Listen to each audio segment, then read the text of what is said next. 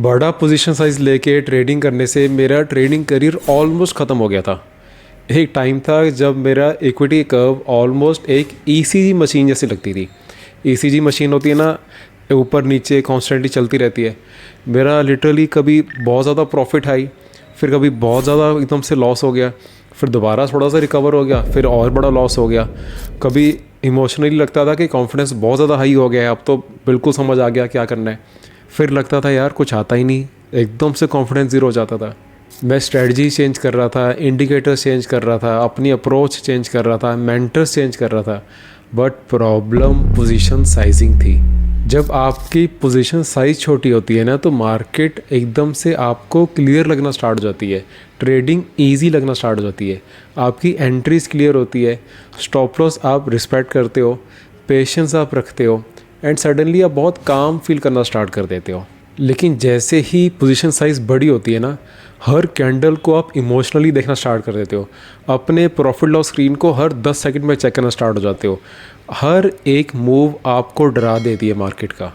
और उस time problem strategy की नहीं होती, प्रॉब्लम होती है कि आपकी पोजीशन साइज़ आपकी साइकोलॉजी से बड़ी हो चुकी है। हेलो, मेरा नाम है हरनीत सिंह खरबंदा। मैं पिछले 11 साल से ट्रेड कर रहा हूँ and I am an author of 2 Amazon best selling books. And honestly जितना पैसा मैंने एक ख़राब पोजीशन साइजिंग की वजह से गवाया ना मार्केट में, उतना कभी किसी और चीज़ की वजह से नहीं गवाया।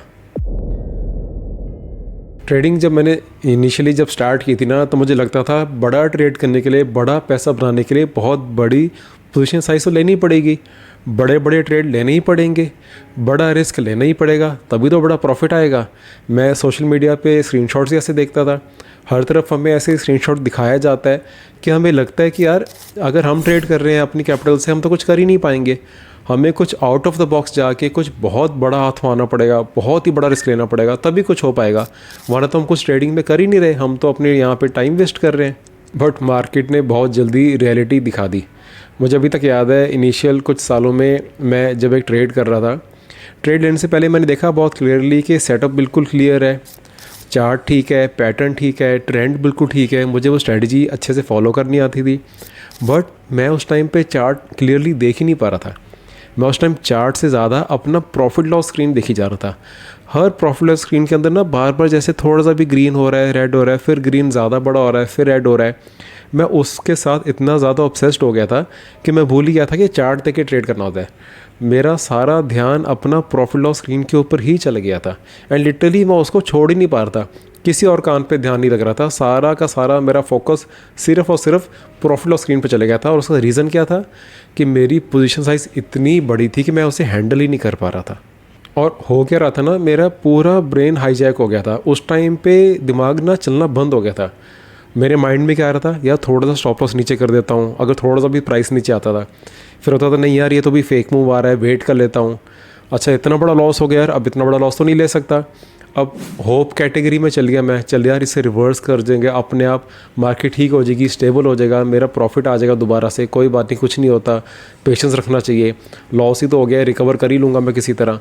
इतना ज़्यादा मेरे माइंड में नॉइज़ चलना स्टार्ट हो गई थी ना कि इमोशनली उस टाइम पे लिटरली इतना हाईजैक हो गया था मेरा ब्रेन कि मैं आराम से सोच ही नहीं पा रहा था। स्ट्रैटेजी क्या थी मेरी, चार्ट क्या था, क्या मैं ट्रेंड फॉलो कर रहा था, ये सब कुछ माइंड में चल ही नहीं रहा था। सिर्फ और सिर्फ because of the big position size मेरे माइंड में सिर्फ प्रॉफिट लॉस ही दिखी जा रहा था एंड बाकी सब काम करना बंद हो गया था। ज़्यादातर लोग सोचते हैं कि उनको डिसिप्लिन की प्रॉब्लम है, उनको डिसिप्लिन की नहीं, उनको नर्वस सिस्टम ओवरलोड की प्रॉब्लम है। जब पोजीशन साइज़ इतनी बड़ी ले लेते हैं ना हम, उस टाइम पे माइंड हमारा ना सर्वाइवल मोड पे चल जाता है। उस टाइम पे माइंड ये सब नहीं सोच रहा होता कि कैसे प्रॉफिट करना है, वो बस अपने आप को बचा रहा होता है, वो फियर माइंडसेट में आ जाता है। उस टाइम पे सारा कुछ पूरा का पूरा टाइम अपने आप को सेव करने माइंड लगाता है एंड आपके उस टाइम पे रैशनल थिंकिंग बिल्कुल ख़त्म हो जाती है। मार्क डगलस जो कि ऑथर है, आपको पता ही है इतनी अच्छी बुक्स के, trading in the zone and the discipline trader के, उन्होंने बताया है बहुत क्लियरली कि मार्केट एक प्रोबेबिलिटी गेम है।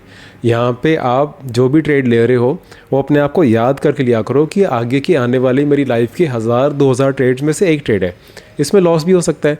बट जब आपकी पोजीशन साइज़ इतनी बड़ी होती है उस टाइम पे आपका माइंड वैसे नहीं सोच रहा होता, आप हर एक ट्रेड पर्सनली लेना स्टार्ट कर देते हो। अगर स्टॉप लॉस हो गया आप अपनी ईगो पे ले जाते हो, अगर लॉस हो गया उसके अंदर आप अपने आप को इंसल्ट करते हो कि यार इतना बड़ा लॉस कैसे हो गया।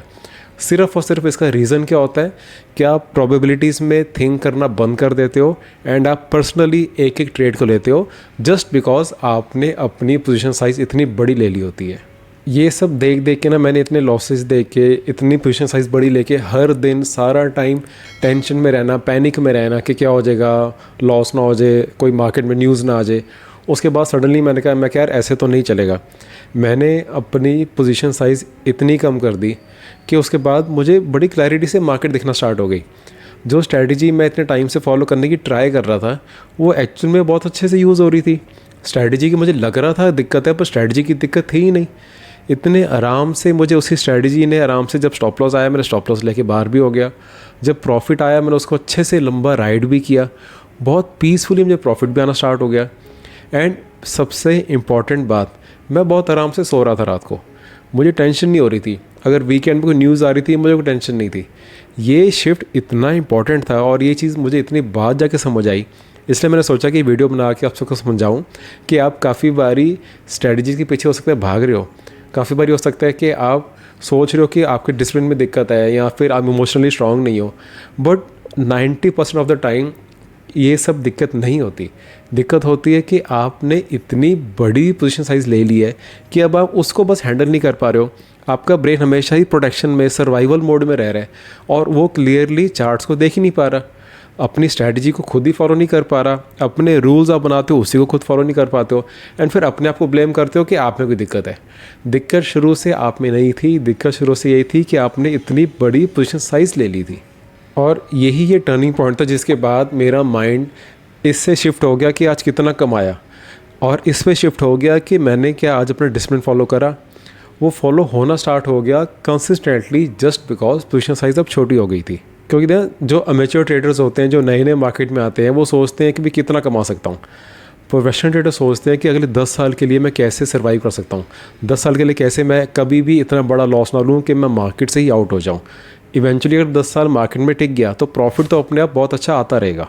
सोशल मीडिया ने ना एक्चुअली ट्रेडिंग को बहुत ज़्यादा ग्लैमराइज़ कर दिया है।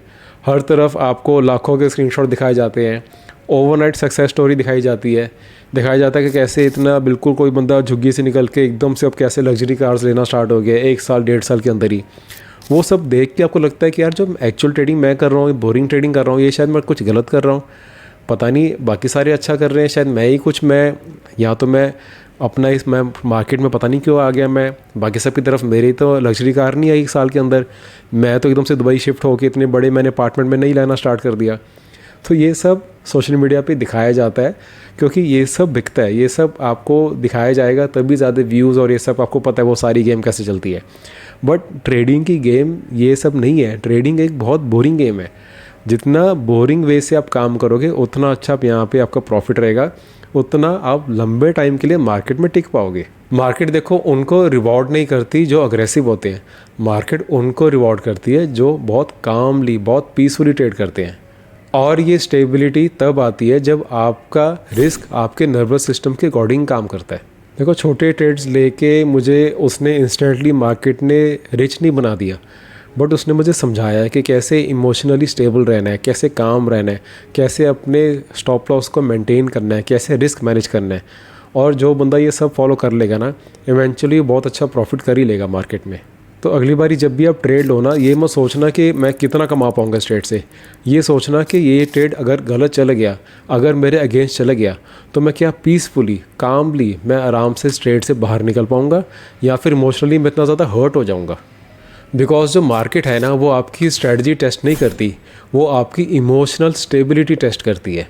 एंड काफ़ी टाइम से ना मुझे बहुत लोगों के रिक्वेस्ट आ रही थी कि सर हमने, ठीक है आपका जो DIY वाला, जो डू इट योरसेल्फ वाला वीडियो सीरीज़ है वो हमने देख लिया है, ये काफ़ी लोग इन्होंने सोचता है वो नहीं देखी हो, पर वो कह रहे हैं कि हमें आपके साथ एक वीडियो कॉल करनी है, एक हमें प्लीज़ बात करनी है आपके साथ, हमें कुछ टाइम निकालो, हमारे साथ बात करो। तो मैंने एक फ्री वीडियो लिंक मैंने नीचे अपना दिया हुआ है, मेरे साथ वहाँ पे कॉल कर सकते हो मेरे साथ। 30 मिनट्स के लिए हम कॉल करेंगे, आपकी जो भी पेन पॉइंट्स है, जो आपके स्ट्रगल्स हैं मार्केट को लेके, जहाँ पे आप स्टक हो, मेरे साथ डिस्कस कर सकते हो। अगर आप सीरियस हो ट्रेडिंग को लेके, आप अपनी ट्रेडिंग को एक्चुअल में चेंज करना चाहते हो, तो ये कॉल आप मेरे साथ बुक कर सकते हो। नीचे मैंने लिंक दिया हुआ है, कमेंट्स के अंदर भी, डिस्क्रिप्शन के अंदर भी। आराम से आधा घंटा बैठेंगे, वीडियो कॉल होगी ये। अपने सारी आप जो भी स्ट्रगल्स है, जो भी अभी तक आपको प्रॉब्लम्स फेस करी है, आप मेरे साथ सारे डिस्कस कर सकते हैं एंड मैं देखूंगा क्या उसके अंदर सोल्यूशंस हम दे सकते हैं। एक नॉर्मल वीडियो कॉल होगी, आप नीचे लिंक देके जो मैंने दिया हुआ है उससे आप क्लिक करके बुक कर सकते हो। अवेलेबिलिटी जो टाइम स्लॉट्स है आपको वहीं पर ही दिख जाएंगे। I will see you in the next video. Thank you.